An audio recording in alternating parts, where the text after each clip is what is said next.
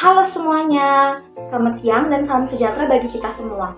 Sebelumnya izinkan saya untuk memperkenalkan diri. Perkenalkan, nama saya Sabrina Saknestarigan dengan NIM 122370019 dari Program Studi Teknik Pertambangan Institut Teknologi Sumatera.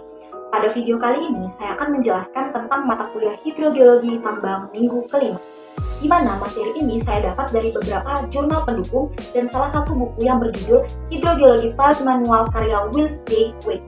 Pada minggu ini, kita akan mempelajari tentang pengaruh air tanah terhadap stabilitas lereng tambang. Air tanah memerankan peran kritis dalam kestabilan lereng tambang, terutama melalui mekanisme tekanan air pori atau pore water pressure dan pengurangan kekuatan geser material lereng. Berikut adalah penjelasannya secara rinci. Yang pertama, tekanan air pori atau pore water pressure.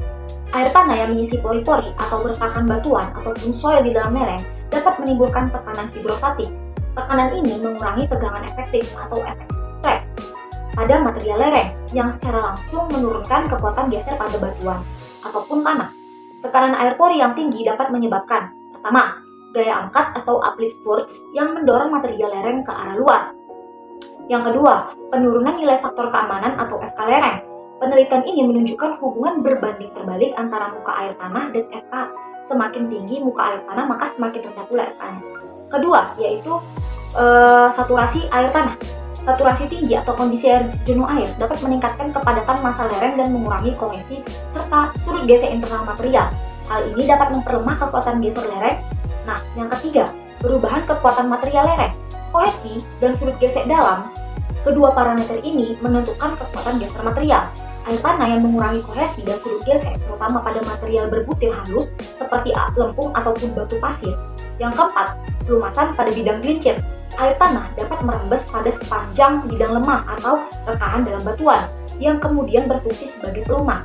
Ini menyebabkan bidang tersebut lebih licin dan memperbesar potensi pergeseran massa tanah atau batuan.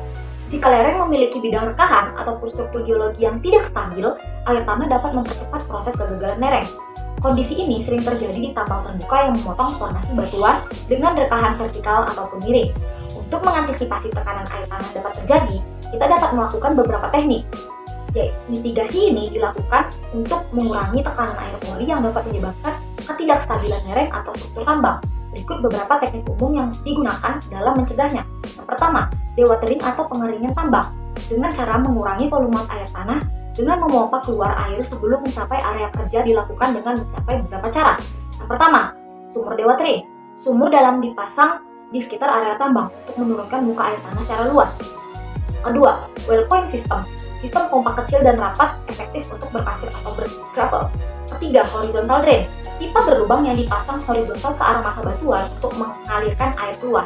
Nah, teknik kedua yaitu drainage internal atau drainage internal lereng. Dengan memasang saluran atau pipa di dalam tubuh lereng atau batuan dengan mengurangi tekanan air dari dalam dilakukan dengan beberapa cara. Yang pertama, drainase gravitasi.